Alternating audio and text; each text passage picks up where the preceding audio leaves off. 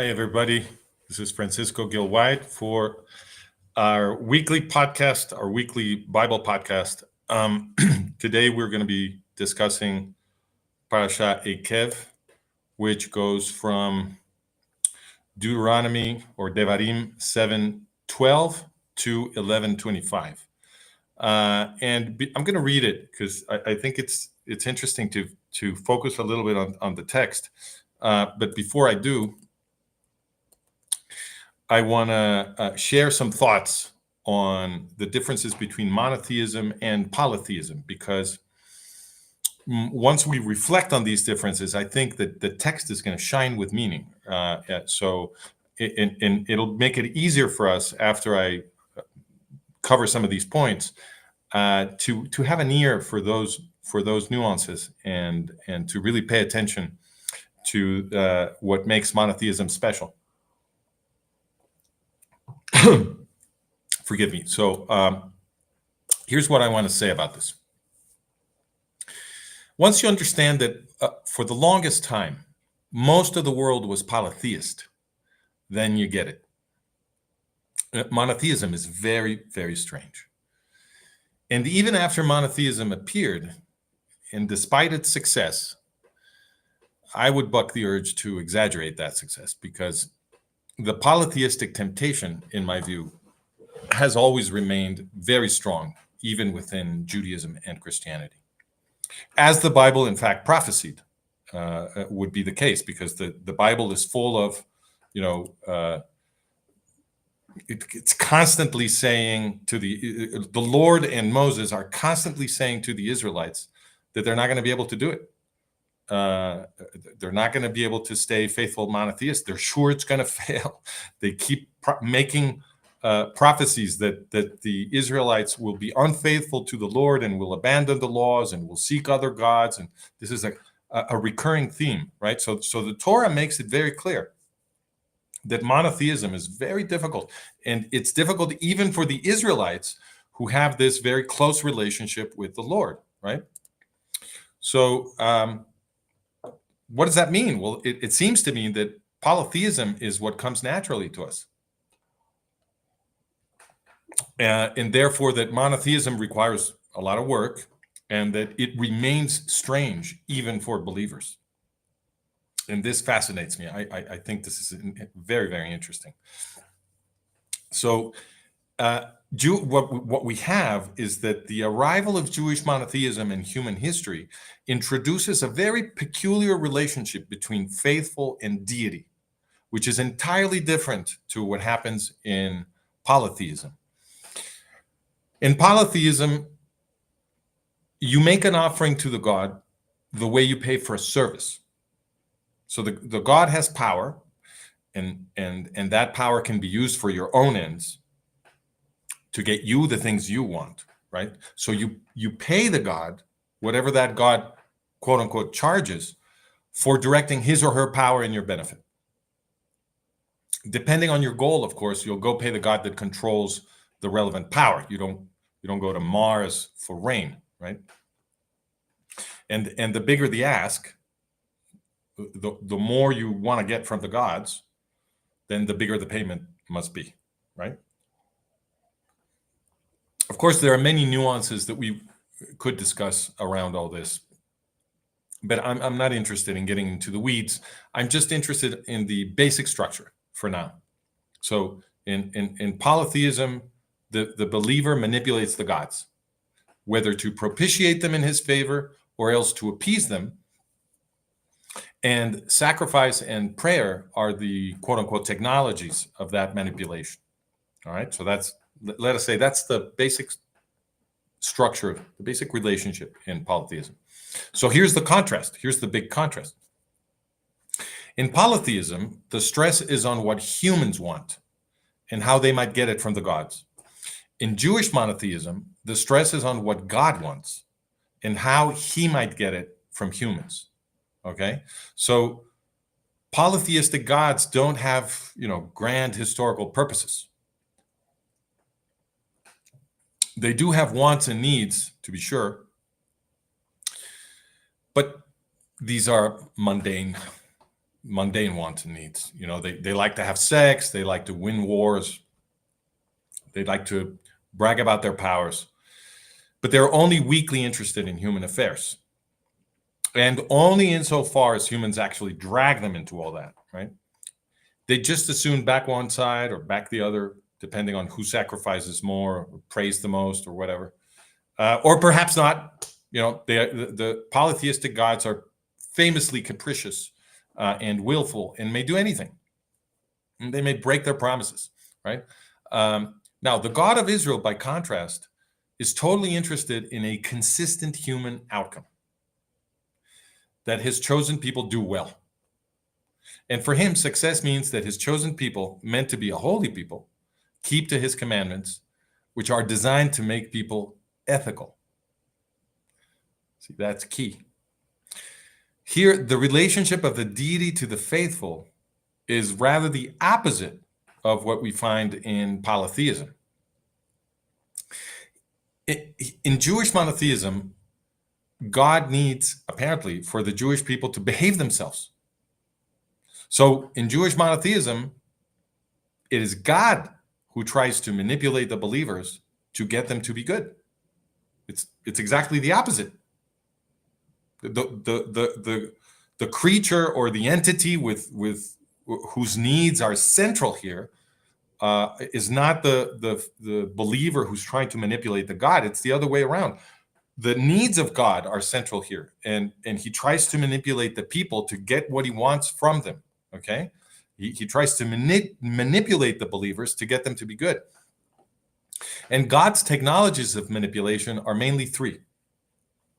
First, he performs great miracles to flabbergast the Israelites with his awesome power, so they will both believe and fear him, right? And he repeatedly says that they must believe in him and fear him. Second, he makes promises that if the Jews behave, if they follow his commandments, then he will be satisfied and content and will shower blessings on them. And third, he threatens that if they do not behave, he will be wrathful and vengeful and will shower calamities on them. So in Jewish monotheism, what we see is that God has a historical purpose for the Jews to be holy people who will act in the world as a light unto the nations, in the phrase of Isaiah, appears twice in Isaiah, and teach the entire planet to love your neighbor as you love yourself, which is Leviticus 19, the commandment Leviticus 19:18, which according to Rabbi Hillel the Elder, the most influential rabbi of all time, is the entire point of God's project, okay, to teach us to love our neighbor as we love ourselves. But in spite of all of his manipulations, God finds that it is very difficult to get the Israelites to believe in him and to fear him and to follow him. He's repeatedly disappointed, okay? So he keeps making miracles, keeps making promises, keeps making threats. And all of that is never enough. The Israelites always challenge and abandon him, right? Over and over again. So that structure of the narrative of the Torah, because it's very clear throughout the Torah. It's over and over again, and even beyond the Torah, when you go into the books that continue the story after the Israelites, conquer the Promised Land and establish their own civilization there. The slide back into polytheism continues. As we've mentioned before, the whole story of Kings and Chronicles is one where the entire people of Israel is sliding back into polytheism, and the only monotheist apparently is the prophet of that generation, right? So in that continued story, you see again the same structure, that monotheism is very difficult, even for the Israelites, right? I think that when you capture this structure, when you keep it in your mind, the text really shines with meaning, especially the desperate threats of the Lord to bring calamity upon the Jews or the Israelites if they stray from the law of Moses. You really begin to understand what's going on there. In other words, the violence with which the Lord threatens the Israelites is a measure of just how worried he is that the social experiment he is setting in motion will not work. Because if the Israelites do not keep his laws, they cannot be an example for others. And then the entire human species will be doomed to live without ethics. You see, this is what the Lord is worried about, that the entire planet will just become a lot of violence and rape and murder and injustice and oppression and so forth. His project is to bring ethics to the whole planet. His vehicle is this whole chosen holy people that he gives the law to, so that they will then shine a light on all the other nations and teach them ethics. So clearly the Lord is very, very concerned that this might not work. You know, how am I going to get this to work? And he looks quite desperate in his attempts to convince the Israelites to stay faithful to him. So all of this is something to listen for as I read the Parasha Ekev, which I will do in a second. I just want to point out something else.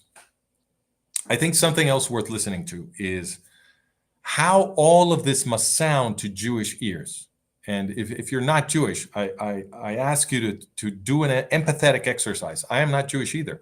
These are things that it's interesting to think, if I were a Jew, how would I process the text of the Torah? What is it saying to me? How should I, what interpretation should I put on events in my life, given what is written in this book, which I consider the Word of God, right? So keep this in mind. What the Lord says is that he wants the Jews to keep the laws diligently, quote unquote. That's the word used. They will be blessed beyond measure if they do, and punished most frightfully if they don't. Okay? The list of punishments, especially in the book of Deuteronomy, that the Lord will visit on the Jewish people if they don't keep the commandments, it's truly frightening. I mean, it's unbelievable, the kind of language. I mean, the stuff that the Lord says, you know, it sounds like the Holocaust. You know, that's what he's going to do to them. So it's truly frightful language. Now think about this. How will members of the Jewish community reading this text react to it? How will they process it, right? Well, especially when things go badly for them, okay? Because we know that the historical trajectory of the Jewish people has been very painful, and they have suffered one calamity after another, right? They have suffered genocides, expulsions, forced conversions, slavery, humiliation, discrimination, all of those things. So how will they process this text when things are going badly for them? And I think there's more than one possible reaction. Someone who comes, if you consider yourself worthy, you'll probably think something like, well, the Lord did not keep his promise to me. You know, he must not exist. That's one possible reaction. Or maybe you'll think, well, since I'm worthy and things are going badly for me, it must mean that the Lord did not keep his promise. He's not a faithful God, so I will seek other gods, right? That's another possible reaction. Or people who are perhaps of a more humble bent, you know, people who may be very good people who have been trying very hard to keep the commandments, right? But they have a humble bent, so they may think, well, since things are going badly for me, I must not have been sufficiently diligent with the laws, right? Because look, what does the text say? The text says that bad things will happen to me if I don't keep the commandments diligently, and good things will happen to me if I do. So one possible reaction, no matter how well you might have been doing, one possible reaction is to think, well, whatever I thought was diligent must not be diligent enough because things are going very badly for me, right? And if that's your reaction, then you will tend to become more pious in the hope of appeasing the Lord and also enjoying the many promised rewards for the righteous faithful who do keep diligently all of the Lord's commandments, right? So the effect of all this, it seems to me, will be to purge the survivors of anti-Jewish attacks of any whose faith wavers. Okay, so you get these giant anti-Jewish attacks which happen every century, right? Some Jews will think, well, then the whole thing must have been a lie. I'm getting out of Judaism, whatever, and they leave. Others think to themselves, wow, we must not have kept faith with the Lord. Let's try harder, right? And so what this does after every great anti-Jewish attack, it tends to drive the remaining faithful, the remnant of which the Hebrew Bible repeatedly speaks, into a renewed practice, okay, strengthening the ethical core of Judaism. They will try to make themselves better, ever better, to appease the Lord and also enjoy his rewards in the future. These sociological effects, I must remind you that I'm an anthropologist, so I'm very interested in the sociological effects. And it seems to me that the combination of these sociological effects means that what we have here is an ethical movement built to last, capable of resisting, at least ideologically, any and all attempts to destroy it. Because every time there's a great anti-Jewish attacks, at least some Jews will conclude that they need to strengthen their ethical practice. And this will mean that they will be available in the next generation to be a light unto the nations and to teach us to be good. So this is, if you will, an anthropological interpretation of the design of the Torah to produce an indestructible ethical movement that will always be with us to teach us how to be better. Okay, I think that's a very, very interesting thing. It may not be fair to the Jews because they keep getting attacked in these horrible ways, but the design of it certainly, and that can make us empathetic to them, because they have paid a very big price throughout history to bring us this message, right? The message of loving our neighbor as we love ourselves. So it can make us empathetic. It can also make us not to see God not so kindly, right? Because he's making the Jews pay this price. But what I'm trying to bring your attention to is the brilliant sociological design. In other words, these are the kinds of things that you would build into a text if you wanted that text to produce an indestructible ethical movement, right? So under the hypothesis that this design is just too clever, forgive me, if you believe this design is just too clever for human hands, well, then that kind of becomes an argument for the divine authorship of the Torah, right? Anyway, so what I'm going to do now is I'm going to read the parasha, and I'm going to maybe I'll stop in a couple of places to remind you of the structure I want you to pay attention to, but I will mostly be reading through. Okay, so keep this structure in mind as I read. Think about the promises the Lord is making, the threats he is making, how he cajoles the Jews to stay on the path, how worried he seems that they won't, and the exact language that he's using. It's very interesting. So here we go. It says, if you pay attention to these laws and are careful to follow them, then the Lord your God will keep his covenant of love with you, as he swore to your ancestors. He will love you and bless you and increase your numbers. He will bless the fruit of your womb, the crops of your land, your grain, new wine, and olive oil, the calves of your herds and the lambs of your flocks, in the land he swore to protect. He swore to your ancestors to give you. You will be blessed more than any other people. None of your men or women will be childless, nor will any of your livestock be without young. The Lord will keep you free from every disease. He will not inflict on you the horrible diseases you knew in Egypt, but he will inflict them on all who hate you. You must destroy all the peoples the Lord your God gives over to you. This is a reference to the peoples that live in the promised land. Do not look on them with pity and do not serve their gods, for that will be a snare to you. Okay? Do not serve their gods, for that will be a snare to you. As we were discussing in our previous podcast, the whole point of forbidding worship of other gods is that those other gods are not participating in ethical systems. And therefore, to go worship those other gods will mean that the entire ethical project will be lost.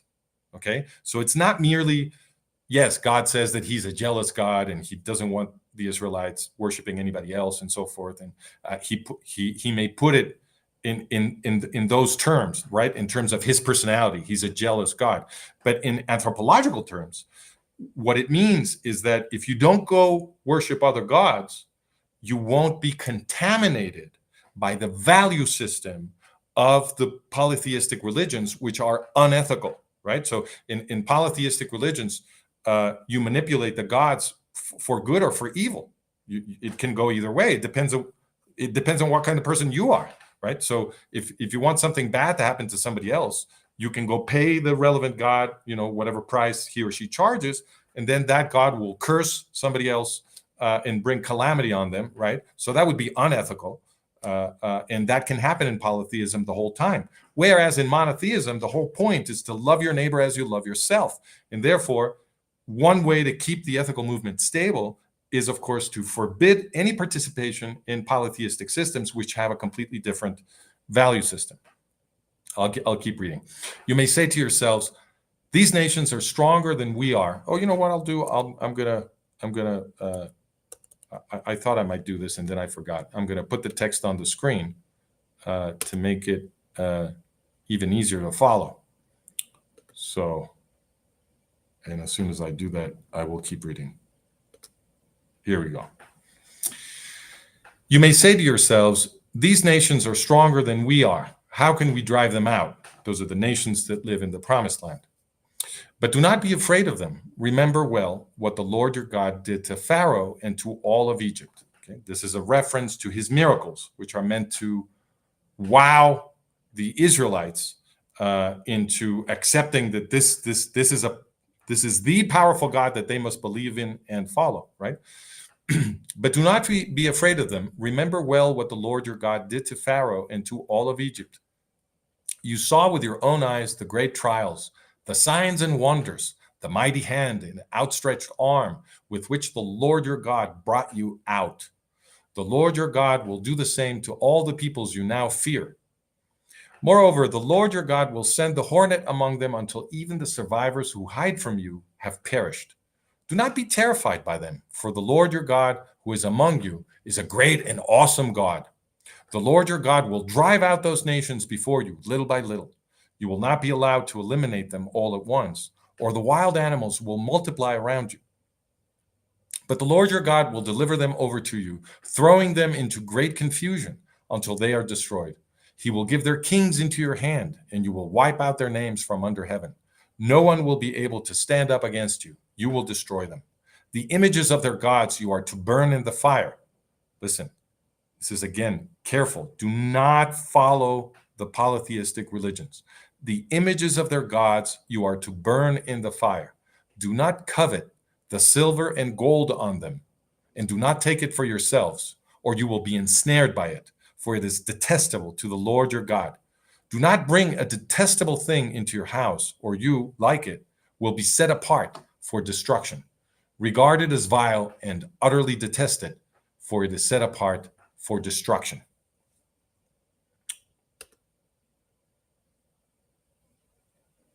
Now there's a whole section about not forgetting the Lord.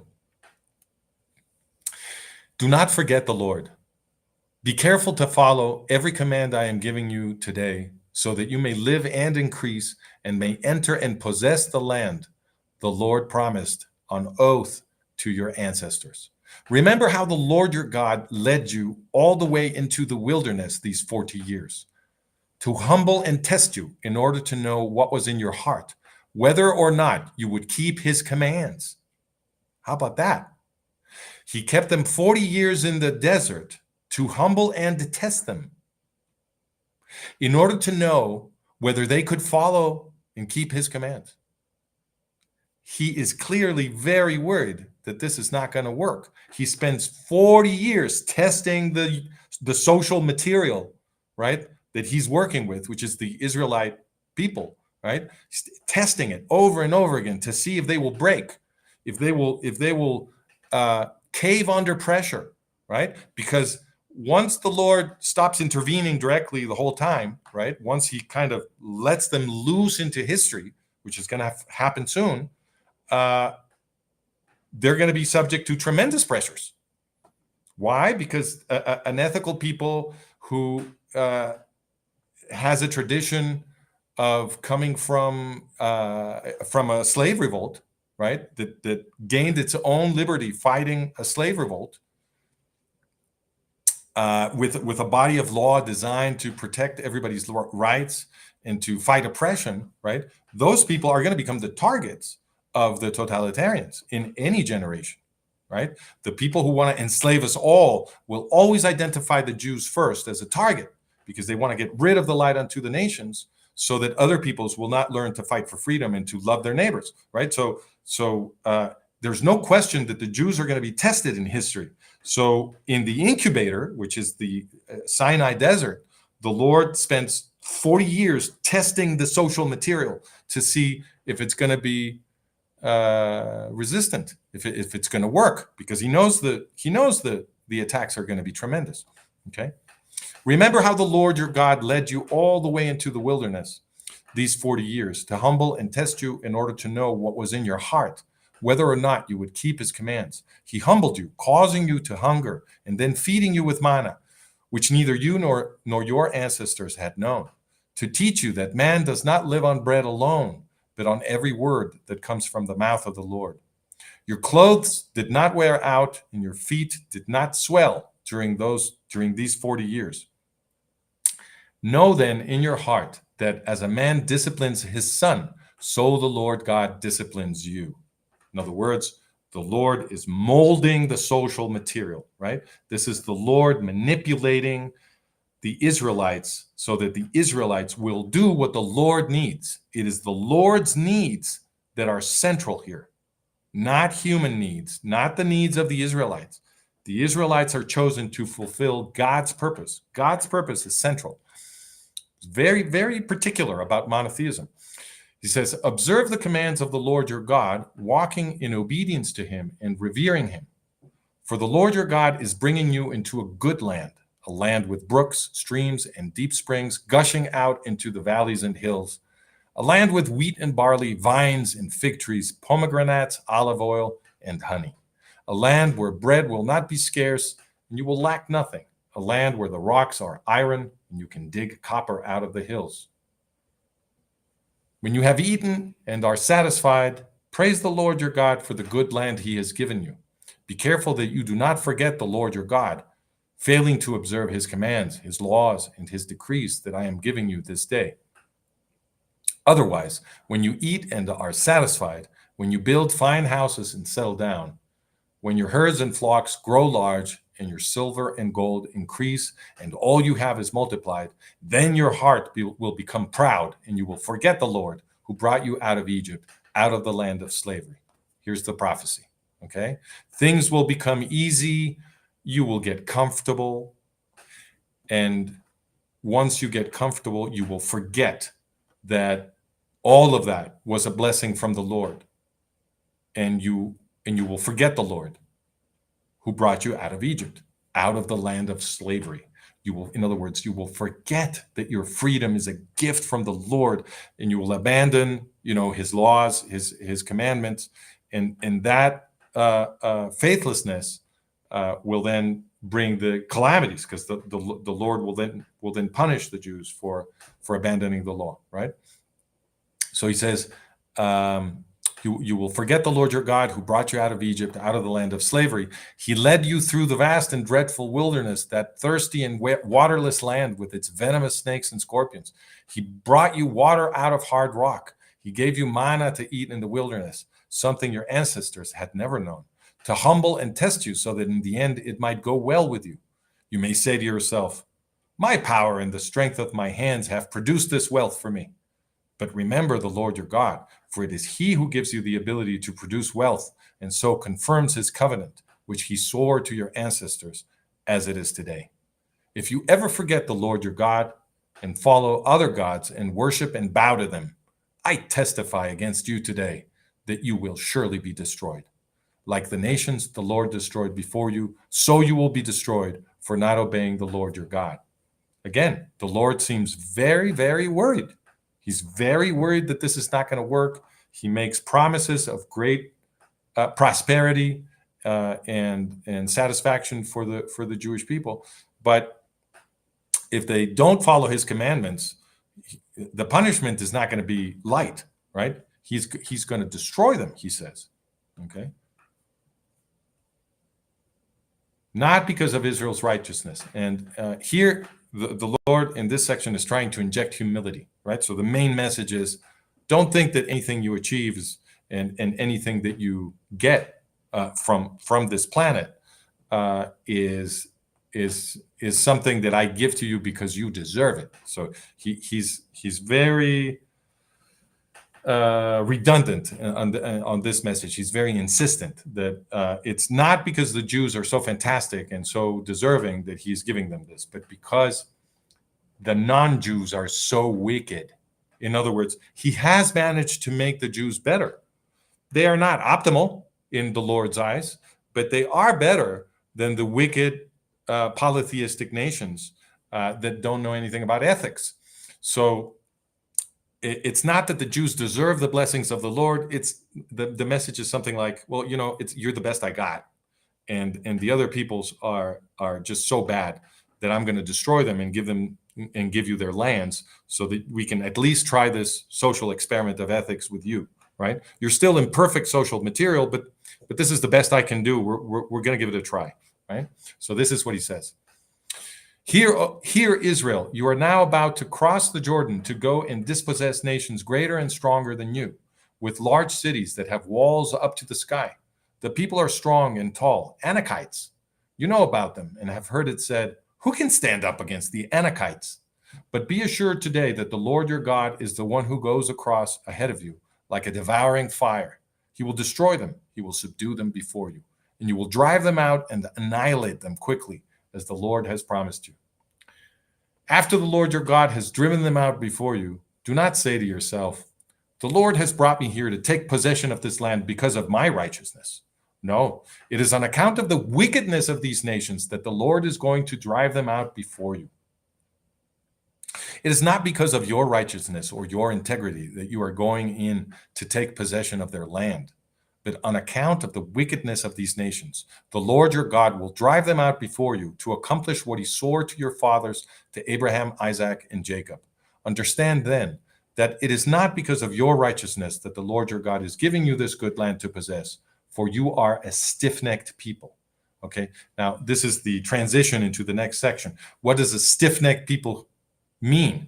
This is a phrase that is repeatedly employed in the Torah when the Israelites somehow are not convinced by all the wonders that the Lord performs before them. The plagues, the parting of the Red Sea, bringing them out of Egypt, water from the rock, the column of smoke, everything, and then he, when he's first starving them, then he feeds them miraculously.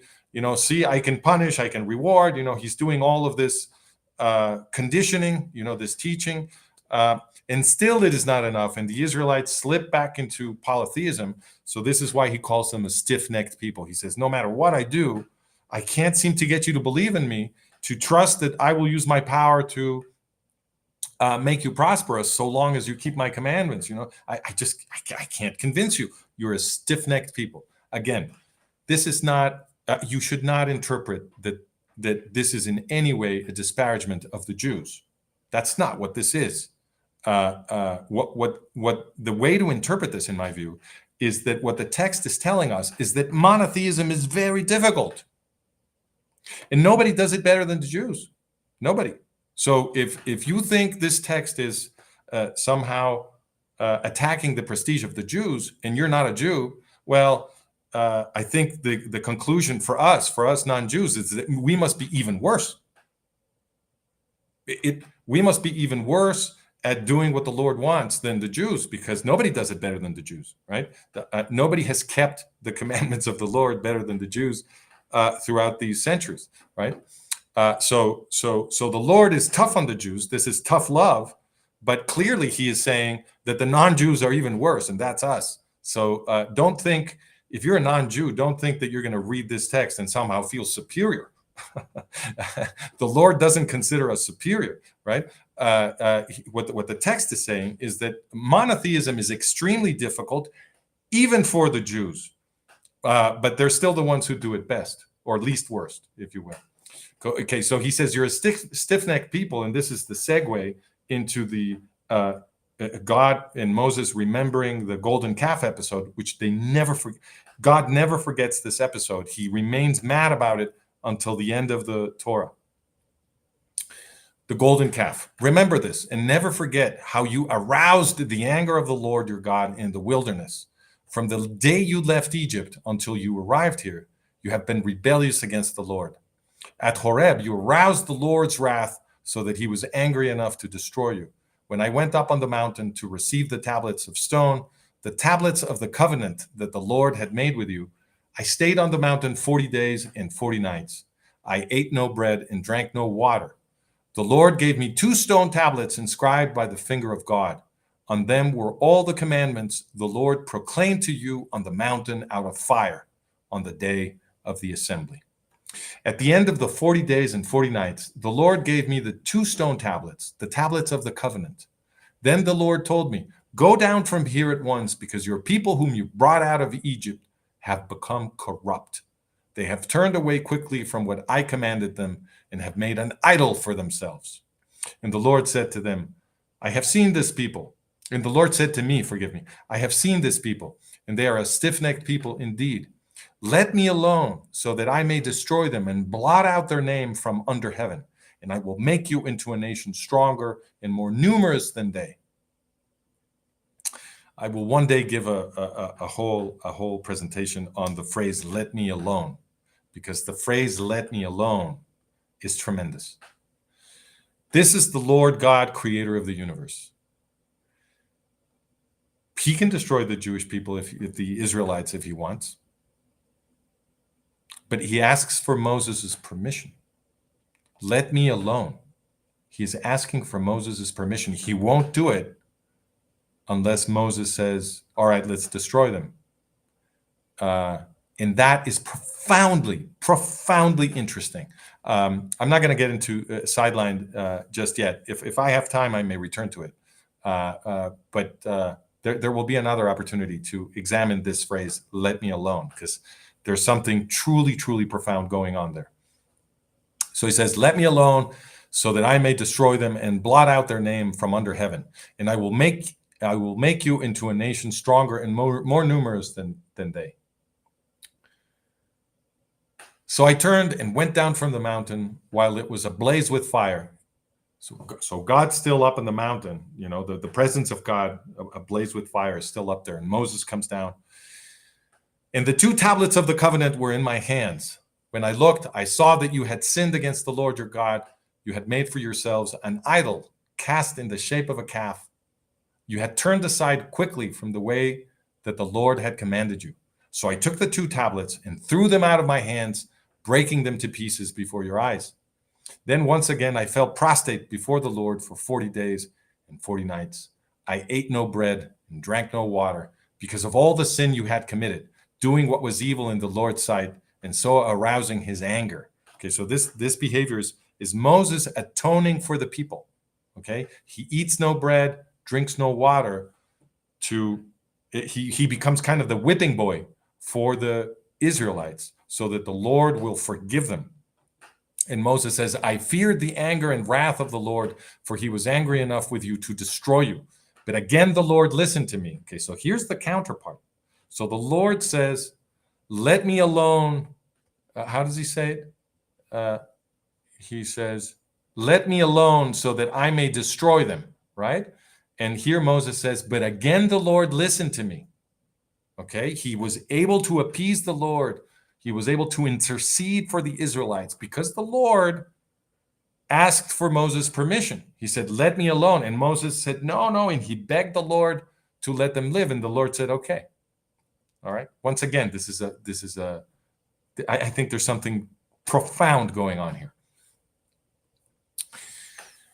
He says, but again, the Lord listened to me, and the Lord was angry enough with Aaron to destroy him. But at that time, I prayed for Aaron too.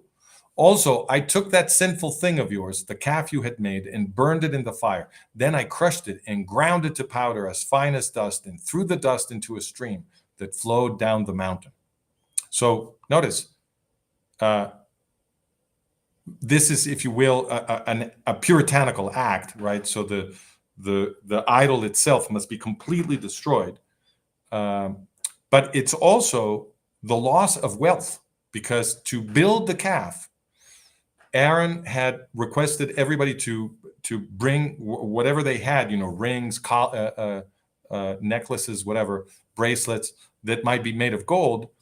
He had collected all of that and melted it and made the golden calf with that, right? So that was the wealth of the Israelites. It's now gone.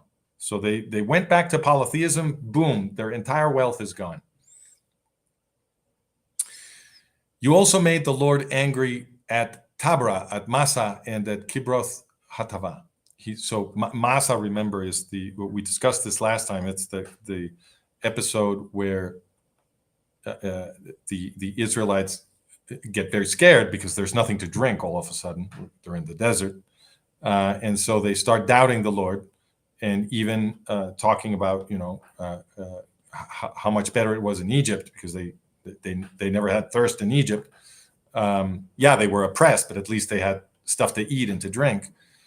And this was very offensive to the Lord. I mean, the fact that he would test them a little bit by not giving them water for a little while, and all of a sudden they no longer believe in him, and they no longer trust him, and they're thinking about returning to Egypt, to slavery, when his whole project is to produce a free people, right? A free people that will teach ethics to the world, right? So this is very offensive to the Lord, and he's reminding them of that, because he's in this mood now. He's in the mood of saying, look, you just can't get with the program. It's too difficult for you. You keep slipping back. And the event at Kadesh Barnea, which is the one he mentions next, that's the one where it's also connected to the you don't want freedom. What do you mean you don't want freedom? This is my biggest gift to you, right? So at Kadesh Barnea, the spies that had been sent by the Israelites to go check out, the condition, the situation of the cities that they were going to conquer, they come back and they tell lies, and they say that they're run by giants and they can't be defeated, and this and that. And so the Israelites choose to believe these deceitful spies, and they even talk about going back to Egypt, back to be slaves, right? So once again, the Lord is very offended by that. And when the Lord sent you out from Kadesh Barnea, he said, go up and take possession of the land I have given you. But you rebelled against the command of the Lord your God. You did not trust him or obey him. You have been rebellious against the Lord ever since I have known you. I lay prostrate before the Lord those 40 days and 40 nights, because the Lord had said he would destroy you. I prayed to the Lord and said, Sovereign Lord, do not destroy your people, your own inheritance, that you redeemed by your great power and brought out of Egypt with a mighty hand. Remember your servants Abraham, Isaac, and Jacob. Overlook the stubbornness of this people, their wickedness and their sin. Otherwise, the country from which you brought us will say, because the Lord was not able to take them into the land he had promised them, and because he hated them, he brought them out to put them to death in the wilderness. But they are your people, your inheritance that you brought out by your great power and your outstretched arm. This is a very interesting passage, and of course, the original passage in Exodus is likewise very interesting. But it's interesting that it gets repeated here, because this is Moses manipulating the Lord, right? So this is Moses trying to find out what might be the argument that might stay the Lord's hand, that might get the Lord to not kill the Israelites, right? And the argument that works, which Moses repeats here, is that he says to the Lord, look, if you kill the people in the Sinai desert, you're going to be the laughing stock of Egypt. They're going to say, over there in Egypt, they're going to say, oh, look, he couldn't bring them into the promised land, right? The Lord has no power. He couldn't bring the Israelites into the promised land. So, and he obviously hates the Israelites. So what he did, he brought them into the wilderness and killed them. That's what they're going to say in Egypt. You want your reputation to be that? You want the Egyptians to think that you're not powerful enough to bring these people into the promised land, and that you just brought them out to kill them because you hate them after you did all that in Egypt? They're going to laugh at you. That's the implication, right? And this is the argument that works. And I think the fact that Moses tries this argument and that it works are both profoundly interesting. They're not the subject of today's reflection. I want the emphasis to be on something else.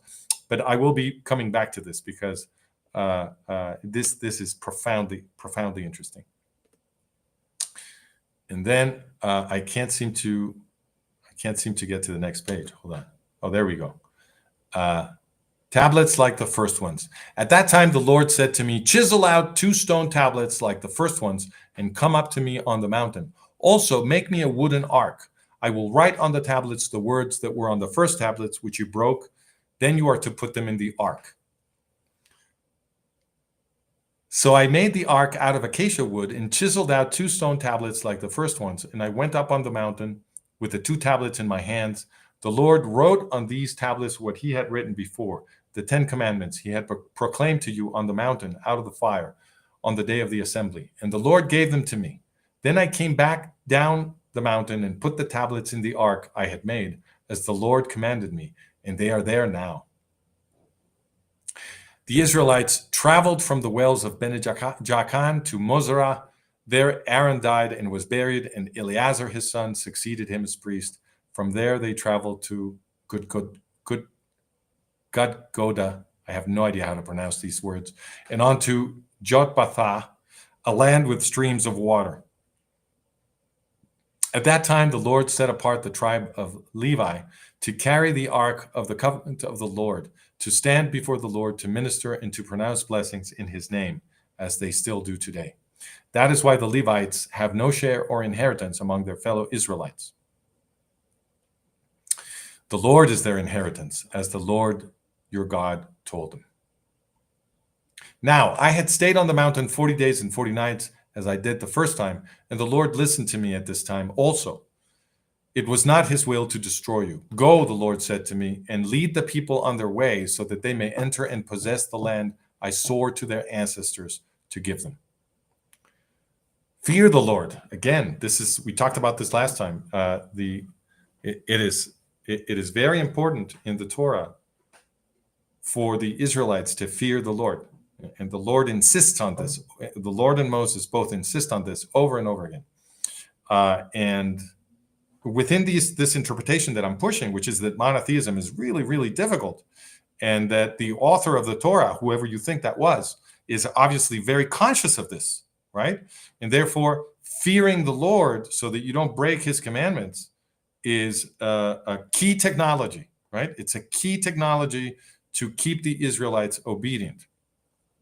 So it says, fear the Lord. And now, Israel, what does the Lord your God ask of you but to fear the Lord your God, to walk in obedience to him, to love him, to serve the Lord your God with all your heart and with all your soul, and to observe the Lord's commands and decrees that I am giving you today for your own good?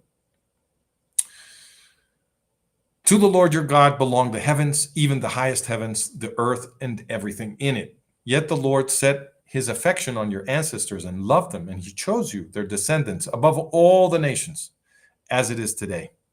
Circumcise your hearts, therefore, and do not be stiff-necked any longer.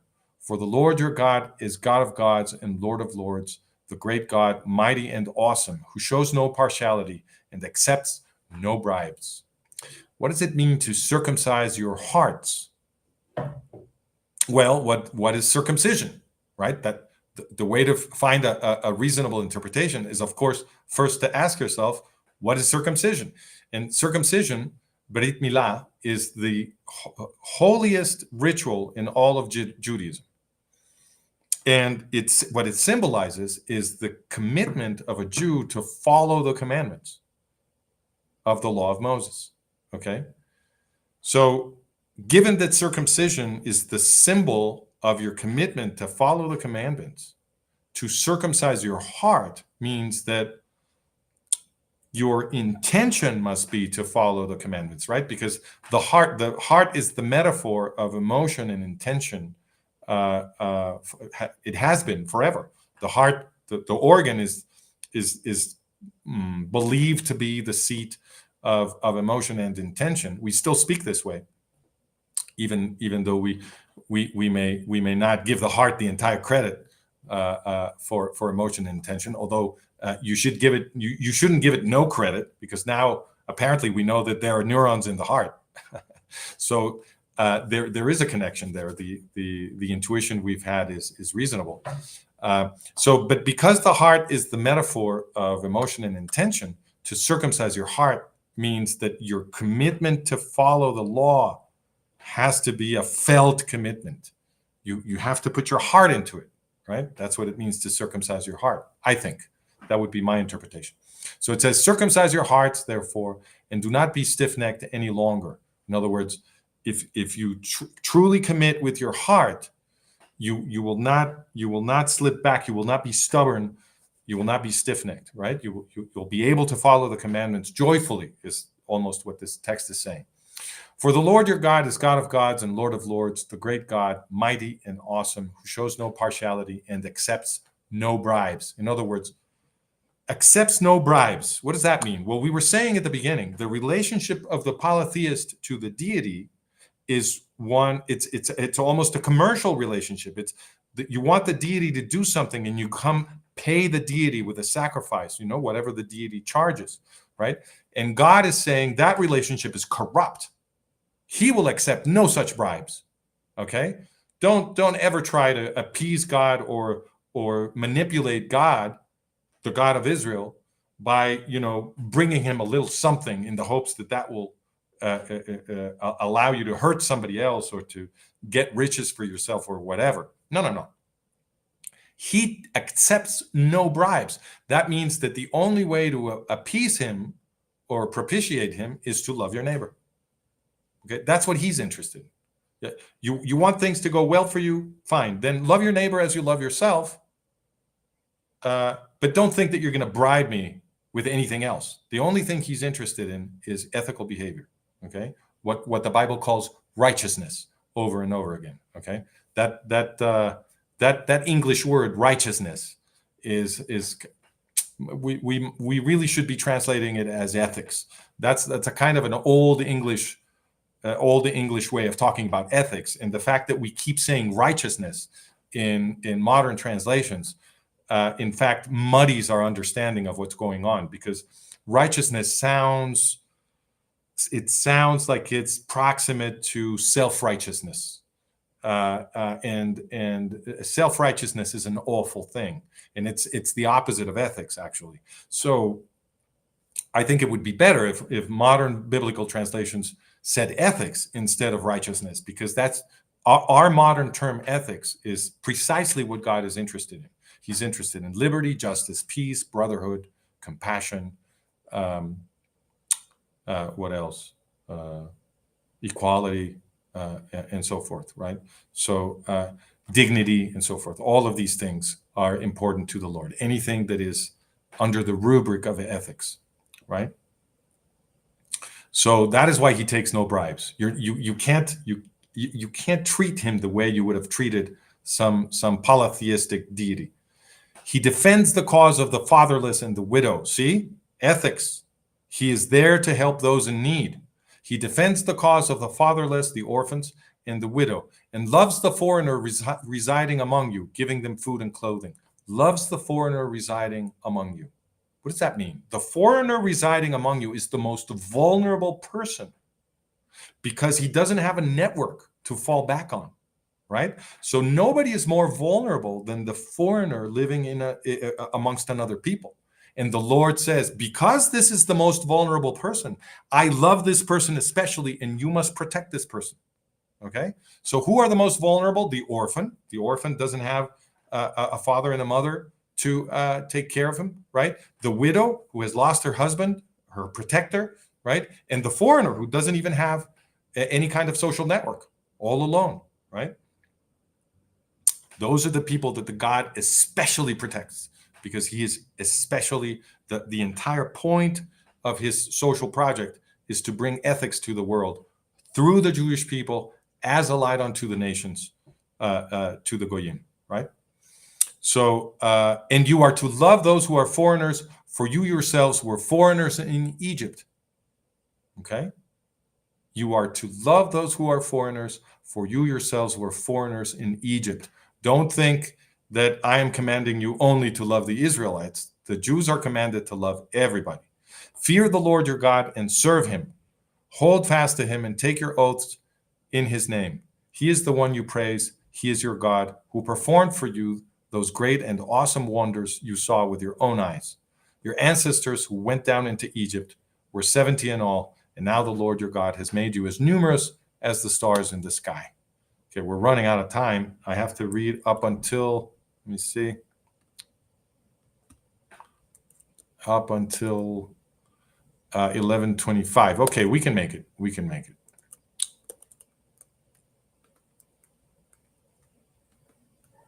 So here we go again. Oh, forgive me. I went one page too far. Forgive me. Here we go. Love and obey the Lord. Love the Lord your God and keep his requirements, his decrees, his laws, and his commands always. Remember today that your children were not the ones who saw and experienced the discipline of the Lord your God, his majesty, his mighty hand, his outstretched arm, the signs he performed and the things he did in the heart of Egypt, both to Pharaoh, king of Egypt, and to his whole country. What he did to the Egyptian army, to its horses and chariots, how he overwhelmed them with the waters of the Red Sea as they were pursuing you, and how the Lord brought lasting ruin on them. It was not your children who saw what he did for you in the wilderness until you arrived at this place. And what he did to Dathan and Abiram, sons of Eliab the Reubenite, when the earth opened its mouth right in the middle of all Israel and swallowed them up with their households, their tents, and every living thing that belonged to them. But it was your own eyes that saw all these great things the Lord has done. Observe, therefore, all the commands I am giving you today. So anyway, just to reflect on that really quickly, he's reminding them of all the wonders he does, right? You don't think I'm powerful? I'm super, super, super powerful. Look at all the things I did. You're not going to follow my commandments? What are you talking about? Just check out my powers. Check out my powers. He's trying to wow the Israelites into following him. It's this relationship again where God is trying to manipulate the Israelites into being faithful to the laws that will teach everybody ethics. Otherwise, the social experiment will be lost. The entire planet will be lost. This is very important. He says, observe therefore all the commands I am giving you today, so that you may have the strength to go in and take over the land that you are crossing the Jordan to possess, and so that you may live long in the land the Lord swore to your ancestors to give to them and their descendants, a land flowing with milk and honey. The land you are entering to take over is not like the land of Egypt, from which you have come, where you planted your seed and irrigated it by foot, as in a vegetable garden. But the land you're crossing the Jordan to take possession of is a land of mountains and valleys that drinks rain from heaven. It is a land the Lord your God cares for. The eyes of the Lord your God are continually on it, from the beginning of the year to its end.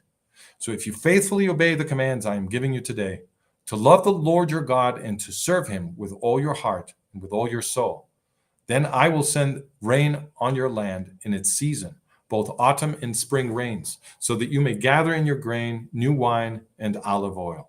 I will provide grass in the fields for your cattle, and you will eat and be satisfied.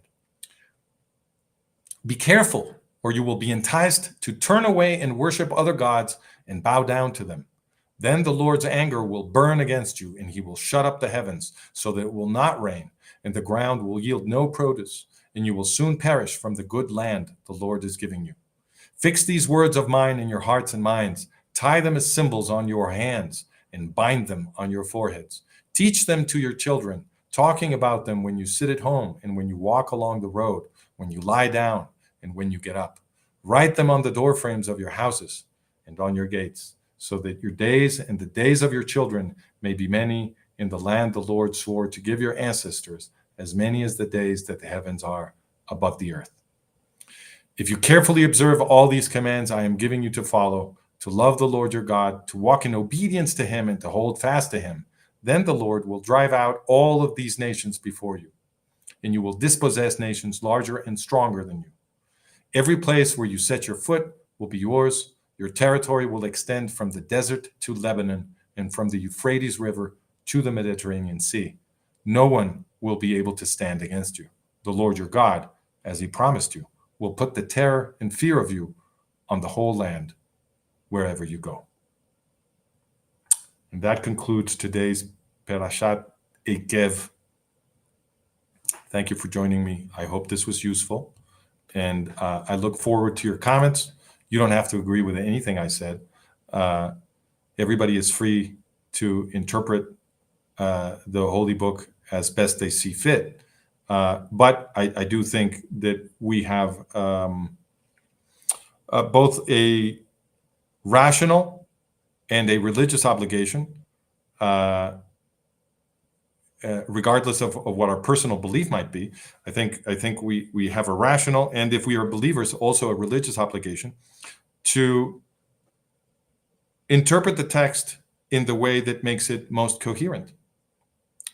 This is what Rabbi Moses Maimonides preached, and I am a follower of Moses Maimonides. I'm a Maimonist, and I believe that as the Rambam, as Maimonides preached, as Maimonides taught, that we should always seek maximum coherence. So every sentence we try to interpret should make sense in the context of the paragraph it's in, and therefore, and also in the context of the chapter it's in, and in the context of the whole Torah, and even of Tanakh. So that's the test. If the interpretation we're defending produces more complications than it solves, or leads us into paradoxes that we cannot resolve, then we have to keep working. We have to keep working to produce a better interpretation. And we know we're getting better and better when the entire text is shining with coherent meaning, and every word starts to make sense of every other word, right? That's the test. So you don't have to agree with me, but I hope we can agree that that's the test of a good interpretation. And I'm looking forward to your comments and challenges. Hopefully they will be done in that vein, so that we can all improve together in our understanding of the book and its meaning. Thank you for joining me, and I'll see you next week for the next parasha on Wednesday. See you soon. Oh, and remember to subscribe, like, hit the bell,